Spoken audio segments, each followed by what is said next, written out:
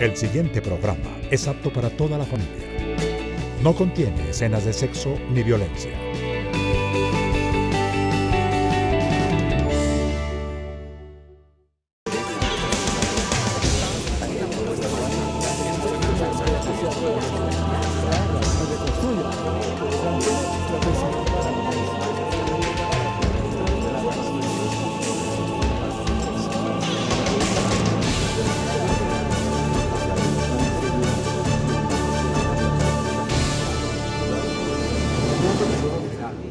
El Día Internacional de los Derechos Humanos fue instaurado por la Asamblea General de la Organización de Naciones Unidas en 1948, fecha que año tras año se conmemora con el fin de visibilizar la violación sistemática de los derechos humanos a poblaciones completas. Para el caso colombiano, el asesinato y la impunidad en los crímenes contra periodistas, maestros y líderes sociales demuestran que hace falta medidas serias por parte del Estado colombiano para garantizar la vida de ciudadanos constructores de una nueva sociedad. Según la Organización Nacional Indígena, solo para el periodo 2015 se han registrado 4.876 vulneraciones a los derechos de los 102 pueblos originarios de Colombia, desapariciones forzadas, confinamiento, amenazas y persecución que siguen siendo la constante. Muy buenas tardes, bienvenidos a Contrastes, un programa de FECODE que justamente busca que ustedes desde la comodidad de sus hogares formen opinión. Hoy, en el marco del Día Internacional de los Derechos Humanos, justamente nos acompaña Jorge Ramírez, quien es asesor de Derechos Humanos de FECODE. Jorge, muy buenas tardes. Y Diana Arango, directora de la organización Equitas Colombia. Buenas tardes. Muy buenas tardes. Bueno, yo quiero iniciar preguntándoles y hablando con ustedes sobre ese universo tan grande, las violaciones a los derechos humanos y sobre las preguntas que hoy tienen los colombianos de cara a ese proceso de paz. ¿Cómo van los derechos humanos en Colombia? Sí, tenemos que decir que en el marco de la celebración número 67 de los derechos humanos, pues para la Federación Colombiana de Trabajadores de la Educación, para el movimiento sindical, la violación sistemática a los derechos humanos sigue estando a la orden del día. Por ejemplo, para la Federación Colombiana de Educadores tenemos que registrar al día de hoy 1.072 docentes asesinados en el periodo que estableció la Ley de Víctimas, es decir, desde 1985 al día de hoy, 1.072 docentes asesinados y de esos 10 se registran en el presente año, lo cual quiere decir que la violación al derecho fundamental a la vida sigue siendo una constante en el escenario nacional. ¿Y qué no decir de los docentes amenazados y los docentes desplazados? Nosotros hoy registramos aproximadamente 6.000 docentes amenazados y de esos por lo menos el 30% han sido desplazados, es decir, han salido de su lugar de trabajo y de su lugar de residencia. Y junto a esos indicadores tenemos hoy no menos de 50 docentes desaparecidos y más de 70 docentes que han tenido que abandonar el territorio nacional. Esto muestra entonces que la violación al derecho a la vida, la violación al derecho a la integridad personal, la violación al derecho al trabajo, a la educación, pues sigue estando a la orden del día, siguen siendo vulnerados por los diferentes actores del conflicto armado colombiano, entiéndase en paramilitares, guerrillas, grupos de narcotraficantes y las distintas violencias que azotan hoy día al país. Jorge, justamente usted habla de las personas desaparecidas. Más de 5 décadas de conflicto, Diana, la pregunta es para usted, ese universo, porque es que no hay una cifra establecida por las instituciones de Colombia. O sea, aún se siguen hablando de 45.000, otras instituciones hablan de 36.000. ¿Cuántos son los desaparecidos en Colombia? Pues realmente no tenemos una cifra consolidada frente a las desapariciones. Además, las desapariciones tienen un universo muy grande. Pueden tener distintas categorías, pueden tener el reclutamiento forzado, pueden tener el homicidio de personas que fueron muertas en combate y que no se sabe dónde fueron enterradas, pueden incluso incluir el secuestro. Y la desaparición forzada, que es un término muy distinto a las otras categorías de desaparición. Entonces, el Registro Nacional de Desaparecidos, que embarca todas estas categorías, habla alrededor de unos 100.000, un poco más. La unidad de víctimas registra 45.515 para desapariciones forzadas. Sin embargo, el CIRDEC, que es el sistema de registro del Instituto Nacional de Medicina Legal, habla de 22.000 desapariciones forzadas. Entonces tenemos grandes distancias, incluso dentro de la unidad de víctimas y medicina legal, que están hablando de desapariciones forzadas, es decir, de la misma categoría, pero que la unidad reporta casi el doble que medicina legal. Entonces tenemos un serio problema frente a las fuentes y a las cifras para poder hablar exactamente cuántos son. ¿Y de qué estamos hablando? Diana, discúlpeme, tenemos zonas del país y regiones que siguen siendo las más azotadas por la violencia, que siguen siendo las que mayores violaciones a los derechos humanos pues hay en territorio. Para el caso de los maestros, ¿cuáles siguen siendo esas regiones donde sigue la problemática de desapariciones, asesinatos y pues casos en la impunidad? Sí, parece que en el marco de esas cifras que señalaba anteriormente, por ejemplo, el departamento de Antioquia históricamente se mantiene como uno de los departamentos que son escenario del conflicto armado, de todas las violencias, y siguen manifestándose allí todos este tipo de violaciones. Ahí hay que decir, de esos docentes asesinados que ya señalaba, que ya indicaba, 350 han sido asesinados en el departamento de Antioquia.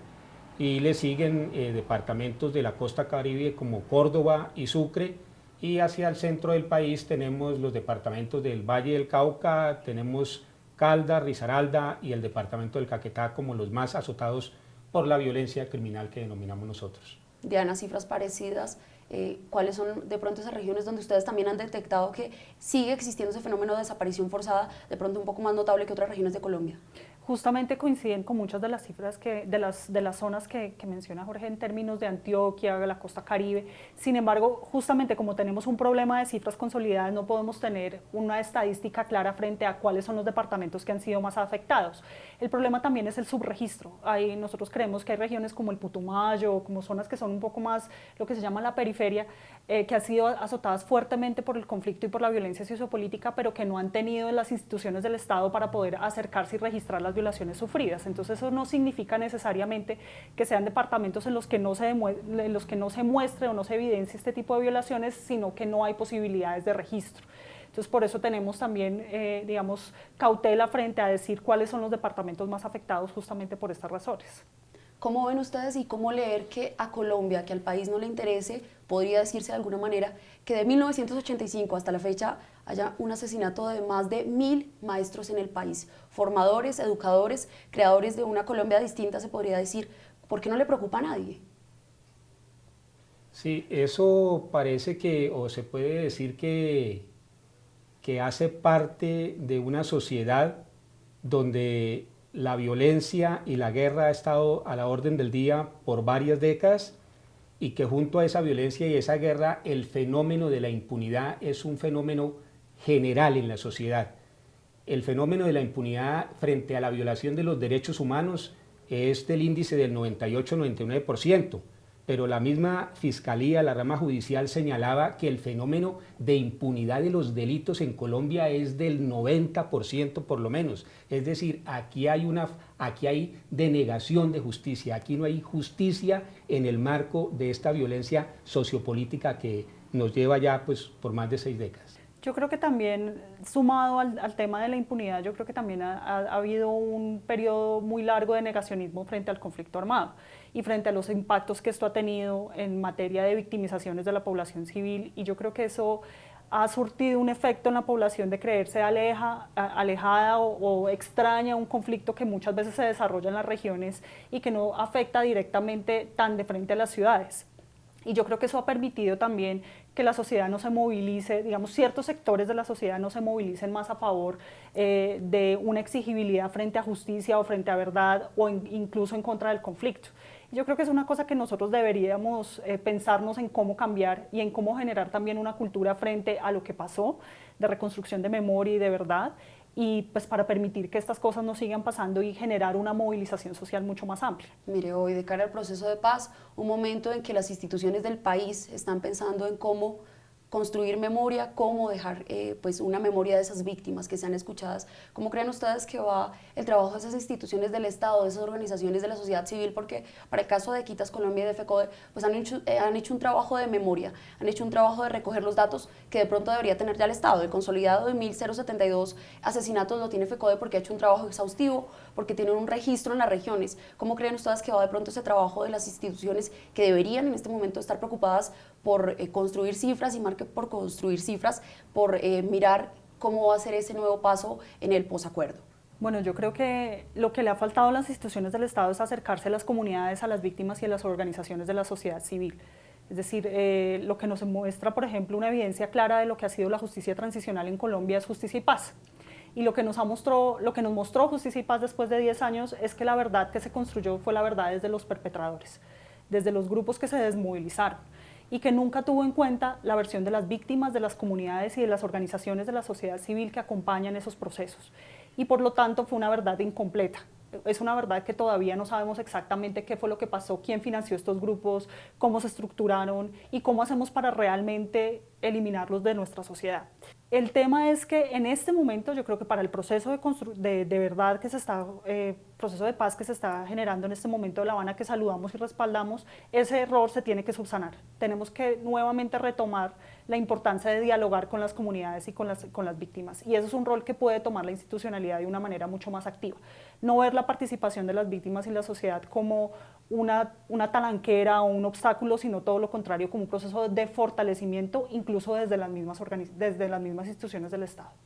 Hay que empezar por señalar que las instituciones del Estado han tenido una falencia gravísima en el solo archivo de la documentación de este país. Entonces, en este país no hay un archivo que corresponda a los parámetros internacionales de cómo se guarda la documentación.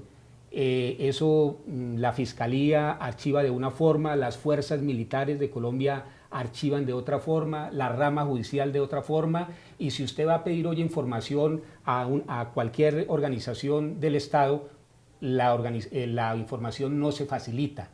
Y si usted le va a pedir información a las Fuerzas Armadas, sí que peor. Entonces, por lo tanto, hoy lo que se necesita es empezar a reconstruir la memoria histórica de mano de las comunidades, de mano de las víctimas, con todo el apoyo técnico y financiero por parte del Estado. Pero quienes reconstruimos o quienes construimos la memoria histórica tenemos que ser las organizaciones sociales que hemos sido las victimizadas, pero ahí el Estado tiene que jugar su papel importante y fundamental en asistencia técnica, en asesoría y en financiación, porque son proyectos que demandan mucha inversión de todo tipo. Vamos a una pausa comercial y ya regresamos. Radio Revista Encuentro. Programa institucional de FECODE. Encuentro. Sindicalismo, arte, cultura, actualidad, tecnología, pedagogía, educación. Encuentro. Las expresiones de vida con que se construye Colombia tienen un punto semanal de encuentro. Todos los sábados a las 7:30 de la mañana por Colmundo Radio. La privatización de la educación pública se disfraza de diferentes formas. Es responsabilidad del gobierno garantizar un acceso equitativo e incluyente para todos los niños, niñas y jóvenes a una educación pública gratuita y financiada por el Estado. FECODE rechaza la comercialización y privatización de la educación pública en el país, porque la educación no es una mercancía, es un derecho.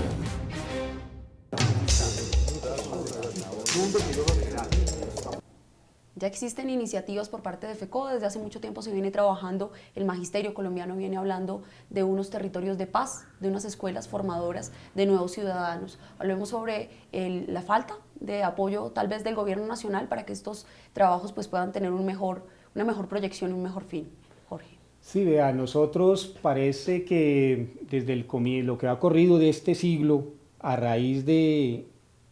Al final del siglo pasado y al comienzo de este se presentaron los mayores picos de violencia. Por ejemplo, en 1999, en el 2000, fueron asesinados en esos años entre 80 y 90 docentes en el año, lo cual nosotros decimos, aquí hay algo, aquí hay una sistematicidad, porque se asesinan 80 o 90 docentes en un año. y se asesinan los docentes allá en las regiones rurales de este país, en los valles, en las montañas. Entonces nosotros decimos, aquí hay que hacer algo, y lo que hay que hacer es que las escuelas se declaren territorio de paz.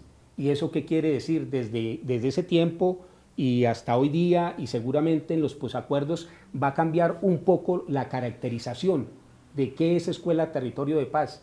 Escuela territorio de paz es un concepto ideológico y pedagógico. ¿Por qué? Porque lo que nosotros pretendemos es que en el marco de la escuela físico y más allá de ese marco físico, entonces exista todo un trabajo ideológico y pedagógico del docente y de la comunidad educativa, de todas las instituciones, del Estado y de la sociedad civil en su conjunto. ¿Para qué? Para blindar eso que llamamos escuela, para blindar al docente en primer lugar, pero después del docente a los alumnos, a los padres de familia. Es decir, que todo lo que denominamos comunidad educativa esté protegida por los derechos humanos, por el derecho internacional humanitario, que no sean víctimas de la violencia política, de la violencia sociopolítica y menos de la violencia criminal que hoy agobia a muchas instituciones, por ejemplo, en las ciudades, porque está cambiando, digamos, el tipo de violencia. Hoy en las ciudades como Bogotá, Cali, Medellín, Barranquilla, ustedes escuchan que son las bandas del microtráfico las que tienen azotadas a las instituciones educativas, a los docentes, a los alumnos y a los padres de familia. Para eso entonces necesitamos generar eso de escuela territorio de paz, que es un proyecto, es un concepto, es una ideología, es una nueva pedagogía que también en los posacuerdos pues, va a jugar también su papel, y es que el docente tiene que estar como está hoy ya capacitándose para recibir a los hijos de los que han sido los diferentes actores del conflicto. Entonces la escuela tiene una gran responsabilidad porque tiene unos mecanismos que tiene que generar para trasegar en medio de la violencia, que es lo que ha hecho, pero tendrá que generar unos procedimientos y unos mecanismos de tipo pedagógico en los posacuerdos para mirar cómo convivimos con todos aquellos que antes enarbolaban las armas y la violencia como una forma de ejercicio de la política. Diana, hay ejemplos de países y de esos conflictos de Centroamérica, también de conflictos del mundo y salidas políticas que le demuestran a Colombia que es posible una salida negociada, que es posible construir nuevos caminos para los colombianos. Esas experiencias que de pronto usted ve que le pueden servir y le pueden aportar a Colombia para lograr el respeto por los derechos humanos en este marco de ese Día Internacional de los Derechos. Pues mira, yo no creo que ningún país tenga la receta. O sea, la justicia transicional siempre ha sido un concepto en invención y justamente porque no hay, digamos, un mecanismo que se adapte a todos los contextos y a todos los conflictos. Entonces, todos los países han ido adoptando modelos de justicia transicional que se adaptan a sus circunstancias, algunos con algunos éxitos y con algunos hierros también. Y yo creo que eso es lo que tiene que ver Colombia, no necesariamente adoptar un modelo como tal, decir que del de Guatemala o el de El Salvador, el de Sudáfrica, otros contextos en los que ha habido justicia transicional son exactamente copiables o transferibles al contexto colombiano, sino más bien qué podemos aprender de cada uno, incluso hasta de los errores. En materia, por ejemplo, de desaparición forzada, mirar lo que se ha hecho en términos de banco de perfiles genéticos, de creación de una política pública, de unas instituciones que están lo suficientemente capacitadas para llevar procesos de búsqueda, identificación y entrega digna de personas desaparecidas. Digamos, todos los procesos de reconciliación en otros países como Sudáfrica, que digamos, hay versiones encontradas frente a esos procesos de reconciliación que deberíamos estar revisando.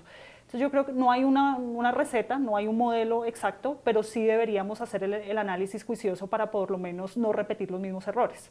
Vamos a una segunda pausa comercial, en minuto regresamos. Evaluación formativa es el tema de la edición 111 de la revista Educación y Cultura. Analizando la evaluación educativa en una perspectiva crítica, identificando los avances y los retos de la evaluación de carácter diagnóstica formativa. Suscríbase llamando al teléfono 245-3925 en Bogotá.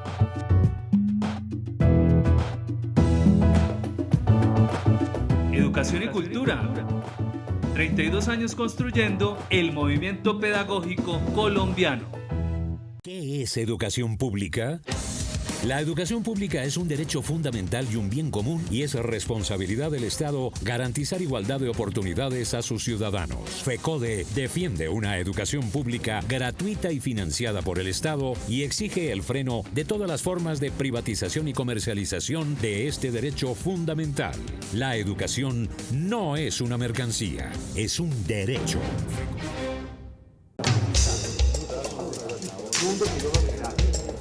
Regresamos, hemos hablado de esas grandes dificultades que tiene Colombia en materia de justicia, en materia también pues de las instituciones y del apoyo estatal, pero yo sí quiero hablar sobre esas herramientas que la sociedad civil, que las organizaciones como Équitas Colombia sigue construyendo para buscar a esos desaparecidos, Diana.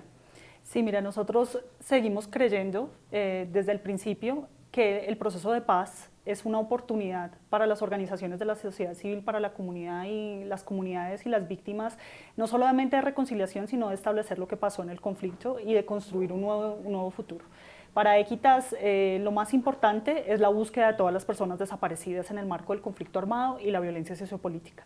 Y para esto nosotros hemos dicho, no importa lo complejo del escenario, lo que nos debe llamar es a crear herramientas innovadoras. Y justamente hace unos días, hace unas semanas, nosotros lanzamos una herramienta que se llama un modelamiento espacial estadístico predictivo. Yo sé que el nombre suena un poco largo y complejo, pero es básicamente un plan de búsqueda para personas desaparecidas en el marco del conflicto armado.